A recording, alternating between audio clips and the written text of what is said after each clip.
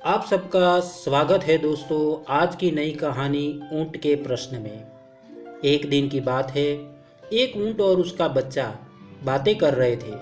बातों बातों में ऊंट के बच्चे ने उससे पूछा, पिताजी, बहुत दिनों से कुछ बातें सोच रहा हूँ, क्या मैं आपसे उनके बारे में प्रश्न पूछ सकता हूँ?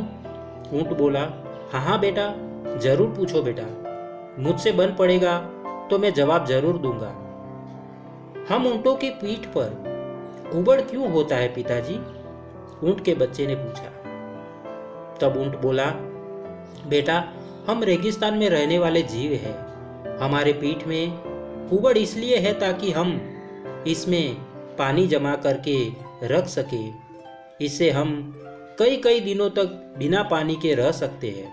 अच्छा, और हमारे पैर इतने लंबे और पंजे गोलाकार क्यों है? ऊंट के बच्चे ने दूसरा प्रश्न पूछा। जैसा मैं तुम्हें बता चुका हूं कि हम रेगिस्तानी जीव हैं। यहाँ की भूमि रेतीली होती है और हमें इस रेतीली भूमि में चलना पड़ता है। लंबे पैर और गोलाकार पंजे के कारण हमें रेत में चलने में सहूलियत होती है।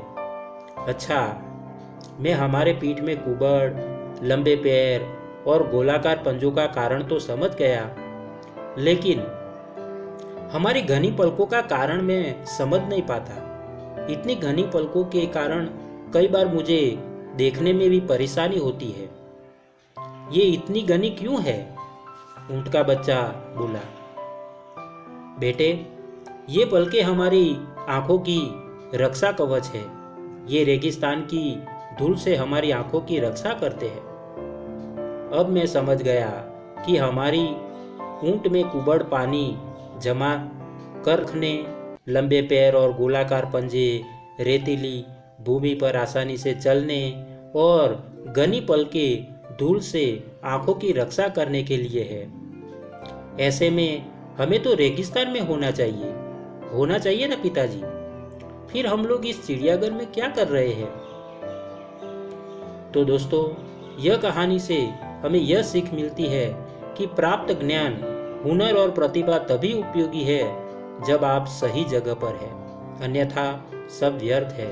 कई लोग प्रतिभावान होते हुए भी जीवन में सफल नहीं हो पाते हैं क्योंकि वे सही जगह या क्षेत्र पर अपनी प्रतिभा का इस्तेमाल नहीं करते। अपनी प्रतिभा व्यर्थ जाने मत दे। तो इसीलिए आशा करता हूँ कि दोस्तों, आपको यह कहानी अच्छी लगी होगी।